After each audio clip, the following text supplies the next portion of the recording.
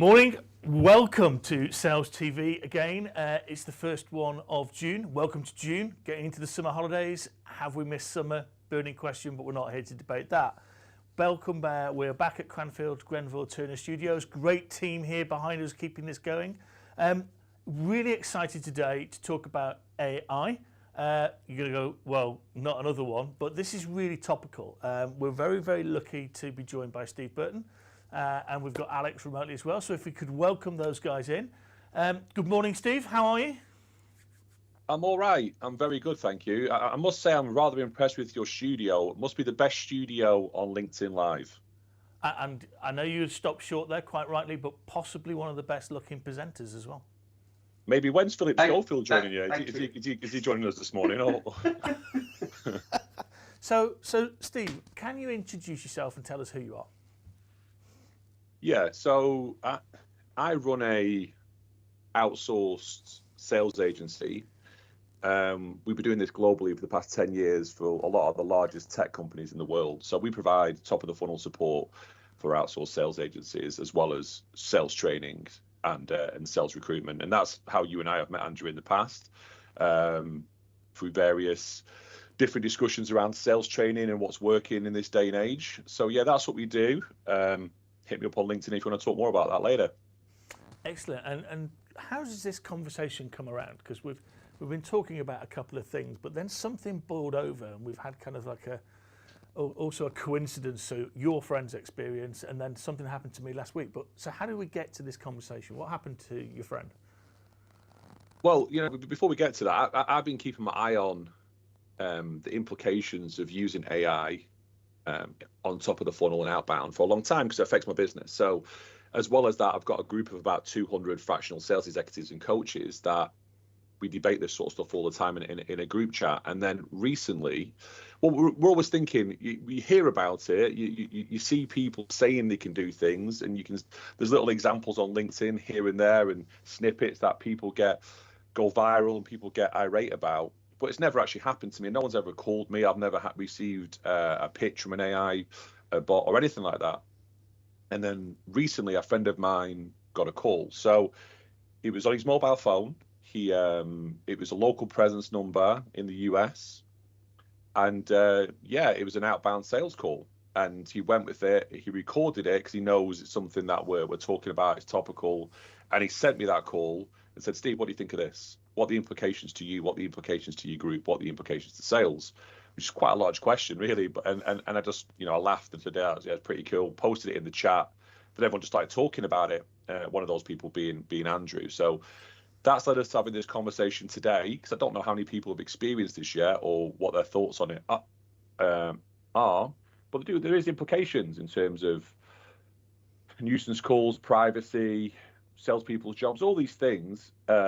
Is it a better buyer experience for the person it reaches out to, or is it just going to ruin the game? So I'm interested to hear your views. I don't know, do you have access to that call, Andrew? It might be worth us playing it if you can. We're going to play it straight after the show on LinkedIn. So everybody out there, please watch out. What happened is, that was going to be a nice kind of conversation, and as you say, we've known each other for quite a while, so it'd be lovely to talk about it on Sales TV. Yeah. But then I pinged you on Thursday night, if you remember, and went, I don't know whether, but I've just had one as well, and we talked about. I had an energy company ring my landline. Now I haven't had a landline active for 2 years, because I had a big build project and literally we were doing everything on mobile phones, which is fine. And it basically said, great, I know you're the homeowner. And I asked the question, how do you know I'm that homeowner? You haven't asked that, even basic, are you? And then because I'd listened to your friend's call on AI, Steve, it was like, something doesn't feel right here. So I asked it, and then it went, well, I've got some engineers in your area. And then I started to think, well, actually, Steve, let's have a play. Just talk to me about AI. How do you use AI in your outreach? And it kind of had a Max Headroom moment, and the call died. But it was like, back to your point right away, which was, whoa, that is now being used live in the UK. It's not necessary sales outreach, but it's customer service outreach. It's basically trying to get an engineer's appointment. But it was a nuisance call, and I can remember 10 years ago, the government working very, very hard to get Ofcom to start stamping out these nuisance calls in the evening and these, outreach calls that were basically unethical and trying to, just swamp people. Is AI going to take us? Is AI already taking us back there? Well, if we look back, 20 years since I've been in the game, there was always some form of legislation that was meant to stop you reaching out to people, outbounding people. It started off, you're not allowed to call people in their homes, you're not allowed to call people on their landlines, you're not allowed to call people on their cell phones, you're not allowed to call people with irrelevant stuff, but people still did it. And I thought that might be a barrier for mass AI outreach because of all these things, but everyone always finds a way, whether it's an offshore company doing it or people who are just not bothered about risking the fines. I've not heard anybody in the UK get one of these calls yet.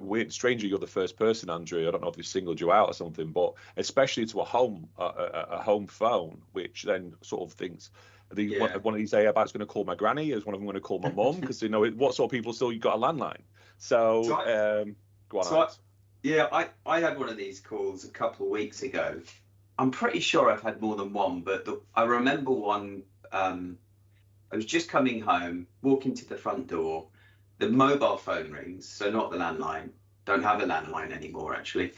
The mobile phone rings, and I looked at my phone thinking, well, I don't recognise the number, but go on, I'll answer it. So I answered it, and there was someone on the other end of the line. And I thought for a moment, it was a real person. But then after about 3 or 4 seconds, I realized this didn't sound quite right. So I then asked a question. And it was when I asked a question that it was clear with a momentary pause that it wasn't human. It didn't feel natural. And at the moment that I didn't feel it was natural, I put the phone down because I thought, why the hell am I going to have a conversation with a bot that I didn't ask to have? Now, there is that, right? There is the feeling that it gives you as a human. But then I was chatting to a friend last week who's got a Samsung phone, and he uses Bixby, the virtual assistant. And he's set up Bixby to basically answer calls that he receives that he doesn't recognize. So if it's a number that he doesn't recognize, the name doesn't pop up on his phone, he just hits send to Bixby, and Bixby can answer the call, have a conversation with that person on behalf of my friend. And then he was getting a transcript real time, so then he can choose whether or not he wants to interject or follow up with that person. So we've kind of got, for me, there's two things. We've kind of got this feeling it gives you, this uncomfortable feeling that you're talking to a robot. So how is AI going to work? And then how long is it going to be before we've got AIs talking to AIs? Yeah, no, for sure. I mean, that's what came into my head after I listened to the call. I mean, if we look at it at top of the funnel, that's very low level. But is there an argument to say like a procurement AI could be talking to a vendor AI, and they could be negotiating terms and conditions of an acquisition, right? And there's no bias, there's no commission breath, there's no lies, there's no pressure. It's just gone to market, found the best solution based on the available information, and then negotiated the best prices and terms based on what it's been programmed to do and what it's allowed to, and what the procurement's allowed to, the vendor's allowed to give away. Andrew, you teach a lot of students at Cranfield University at a high level. How do you think that would affect the buyer's journey? Like, what do you think that's what people would want? Do you think the human taken out of the loop is something that could be done? I think that's a fascinating question, Steve, and I'm kind of linking it back to Alex's point there around, the human interaction and trust. So a lot of the research that we do in sales, and all of the salespeople across all the sales academics, trust is 52% of the reason why people engage, and trust is 52% of the reason why people buy and make those decisions. And I fear that actually we will misplace that understanding of trust and how the humanity is required in order for people to do business with each other. if I look at some of the conversations that Adam and I are having for separate kind of the digital element of sales TV, I'll do business with you, Steve, because I like you. I don't necessarily know your company. And if you went to another company, I'd still do business with you because I like you. And if you then put a bot in front of that, it's not you that I'm dealing with, and the bot will, I'll never have that affinity with a bot. So I think in terms of parts of the funnel, absolutely there is a place for efficiencies to be brought in. I think in parts of the funnel there is potentially for very low touch, very low value products for people to be almost completely replaced, but you're still going to have a human fallback. You're still going to need people who are kind of touching these bots, who are making sure that the conversations are going okay, who are then actually stepping in when they fear things. So I think there's some element, Steve, in where it will be really taking over. But I think the vast majority, particularly as you go more into the the clients that you serve, who are talking large ticket transactions to a degree, I think that the humanity is going to be even more critical. And to expand on that answer, you look at Matt Dixon and Jolt and the books that he's written, the challenge of customer. Is a bot going to be able to understand 9 people in the buying process and actually understand all of their characteristics, all of their behaviors, and actually create relationships with them all and understand how to do things? The argument would be that there are software that allows you to do that more efficiently, but can it take over? So I think there are really useful areas for efficiency. Can I see it replacing? No. That's the general researchers, the general academics' view of where AI and technology is coming. And then I would just add one more thing, which is technology. You and I prepped for this yesterday, Steve. Technology's not answered the sales problem so far. So why do we think that this surge of new technology, sexily called AI, is going to change, i.e. drive more pipeline, drive more qualified leads, drive shorter sales cycles, therefore drive more revenue? I don't think it will on its own.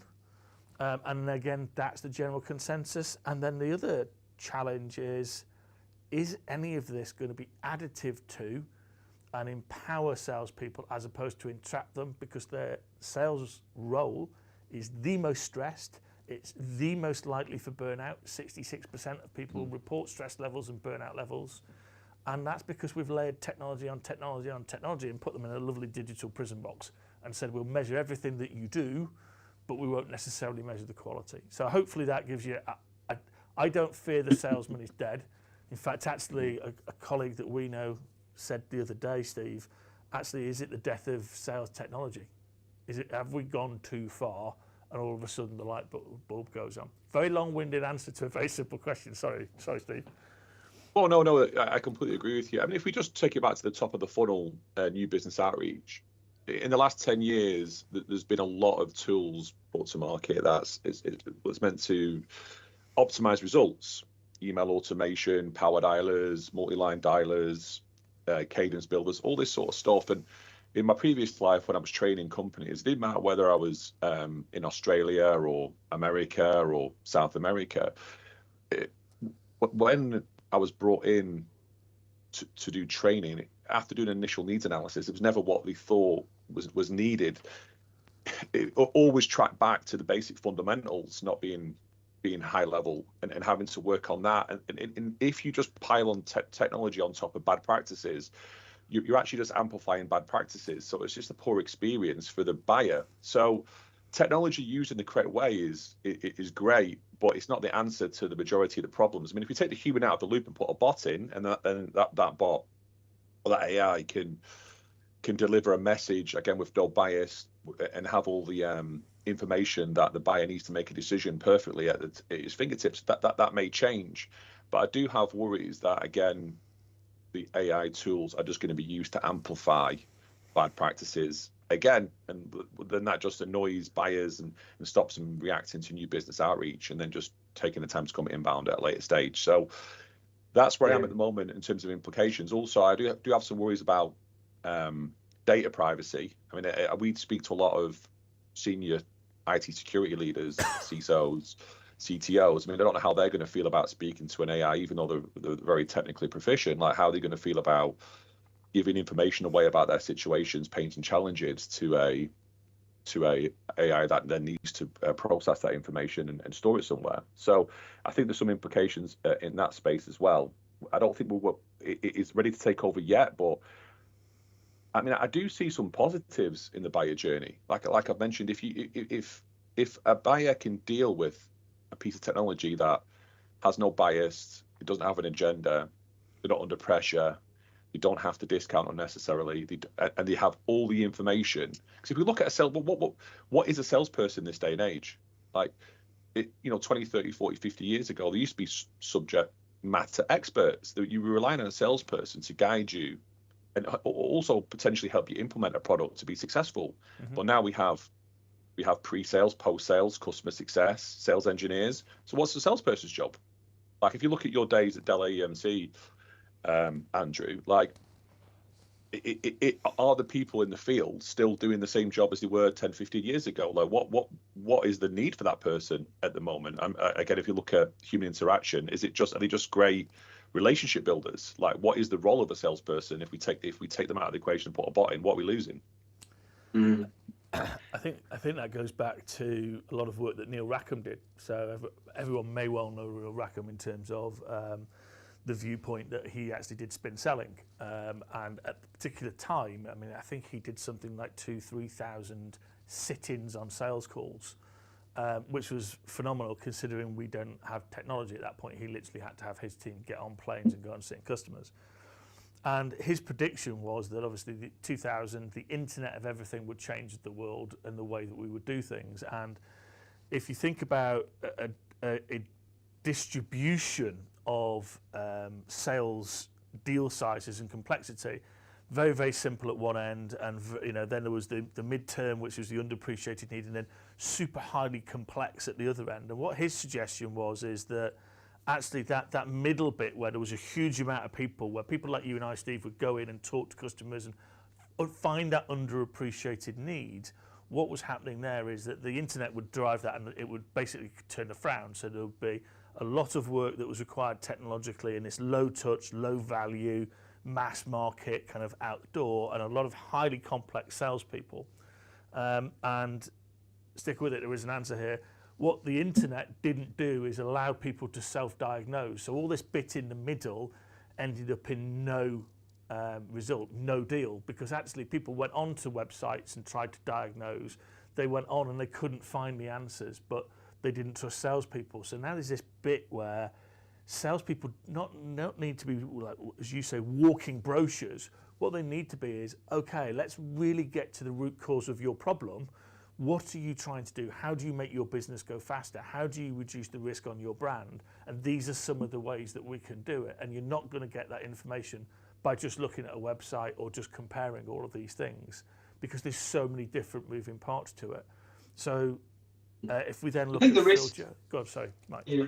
Well, I think the risk with just looking at this through the efficiency lens and making sure that the buyer has the information that they need as quickly as possible, that sort of leans into AI almost. Mm-hmm. And actually, I think the problem I think the problem, and actually, Steve, when I think about your business, the sales outsourcing service you provide, I think there is a bright future for it, because one of the problems that I see is that organizations, marketing teams, sales people are relying on AI to create content that is insight-led content. It's based on their value proposition. It's perhaps talking about problems that customers may or may not have, but they're adding to this mountain of insight that's just being sent into territories, into buyers who are ignoring the content. And the more salespeople and marketing teams rely on AI to create this content, the more likely it is to be ignored. And so, when you think about human beings and the importance of, and to Andy's point about trust, and people buying from people. When you think about human beings and the importance of engaging with, with another human, and based on shared values and beliefs, you increase the chances of that connection happening.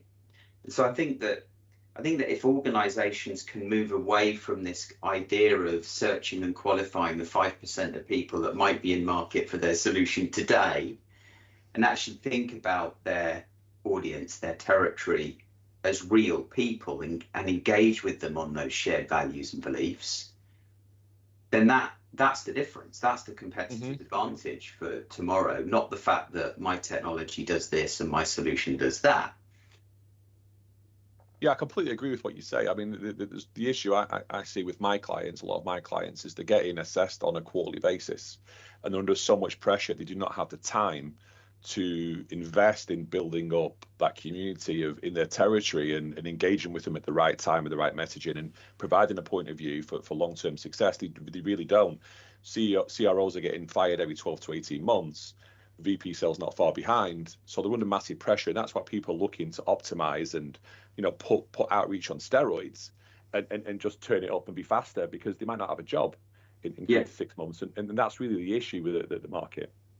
But at what point do we say this isn't working? We've been through 3 VPs. Everyone's laughing.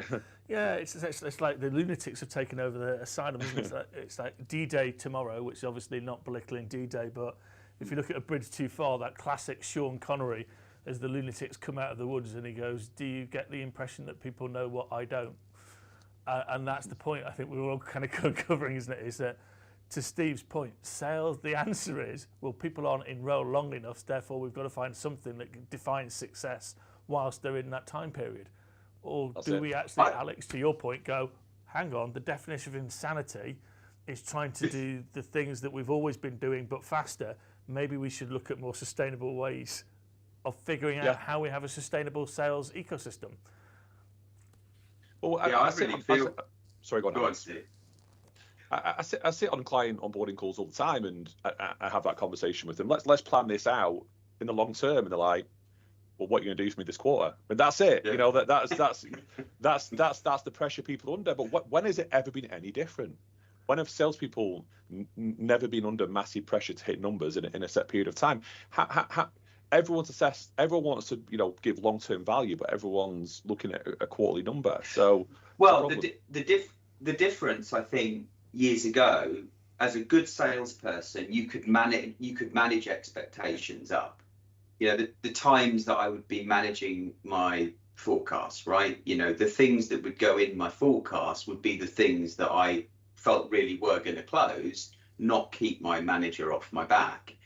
I think the biggest difference is salespeople no longer have that luxury anymore. They're getting made redundant left, right, and center. Mm-hmm. So we've created this sort of world of dishonesty internally, because forecasts, don't mean anything, don't mean as much as they once did.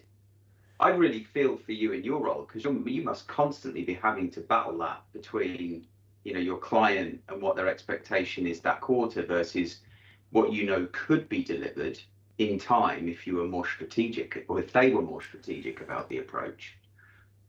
But is that? Go on, Steve. Sorry, cutting across you. But you've got to understand all the different motivations on the team. I mean, and that's sort of sometimes the problem with outbound alignment. Like the account execs or the sales directors' agenda is sometimes a little bit different to the sales managers or the VP sales, and that's probably a little bit different to the CRO or the boards, right? So there's just a misalignment, because you've got the salesperson in the field trying to save the job. You've got maybe the sales director trying to buy a little bit of time by putting in some long-term pipeline that might be a little bit fudged while they interview for the jobs, and it goes on and on and on. I mean, AI is probably not going to help us at this stage. Maybe from a forecasting perspective, it might bring some truths in there. But I just want to pivot a little bit, Alex. My understanding is you work quite heavily in social media. Is that correct? Is that what you live, right? Allegedly, Steve. It's a really allegedly around, yeah. Well, I see he's got a top knot there, so I didn't think he was working in corporate sales, but so social media, Almost. Yeah. love it, yeah. So we've talked about AI outbounding on a phone, which is one thing. Have you had any experience or instance recently where you feel as if you're talking to a bot on LinkedIn on instant messaging? Because I've had that quite often, and it's got to the point where people are actually saying to me at the start of like a message, "Hi, Steve, I'm a real person," and then start chatting. So why does that become a thing? People are having to say they're a real person to start engaging in a conversation. And are they telling the truth? Yeah, exactly. Or is it just Yeah, I think this presents the opportunity for us as real people, non-AI, to stand out from the crowd as everyone starts to use AI on LinkedIn. There's tools out there like Merlin, for example, which is a commenting tool. So it sits on LinkedIn as a like a Chrome extension, and you go to a post, you click the comment, and then it gives you the option to create a positive, curious, thoughtful, professional reply to that comment. And I use Merlin. I use Merlin to get my own creative juices going, not to do the job for me. And I think those people that rely on AI to do the job for them, it only adds to the problem that we were talking about earlier, that downward spiral to the bottom of the funnel that actually ends up closing at the bottom. Conversion rates decline versus, those salespeople that are leveraging AI to be better salespeople, to increase their knowledge, to get their creative juices going, and help them, using AI to help them stand out and be different. I mean, at what point will it become too much, though? At what point will you have, 10,000 brands just using AI tools just to comment on everything on LinkedIn? You don't know if it's real, or you don't know if you're engaging with a real person. You don't know if the person you're speaking to on the chat wants to speak to you or not, or whether it's a chat bot just trying to book you into a meeting. So I don't know I don't know if LinkedIn's getting better or worse. It seems to evolve through time. It gets noisier for sure. I don't know what the implications are to the buyers there, but what do you think it's creating efficiencies in that space, Alex, or do you think it's making things worse? Yeah, I think there's the two sides of the coin. It's how you choose to use AI, but to your point about sort of everyone using it and not being able to cut through the noise, that for me is my opportunity. I provide social selling and influence training and coaching, and a big part of what we do is help an individual develop their personal brand. So it's not just about their content or the commenting that they're doing. It's about the big picture. It's about what do they want to be known for. What's the conclusion that a buyer comes to when they're reading all of their digital assets, not just their LinkedIn profile, and what content are they creating to really make themselves stand out and look different. And that's where video can come in. And I know AI is getting better in terms of video creation, but little things like a week ago I posted about me playing golf in the Algarve, and I related my experience on the golf course to business and sales. And so that's impossible for AI to replicate. What was that? Constantly in the rough.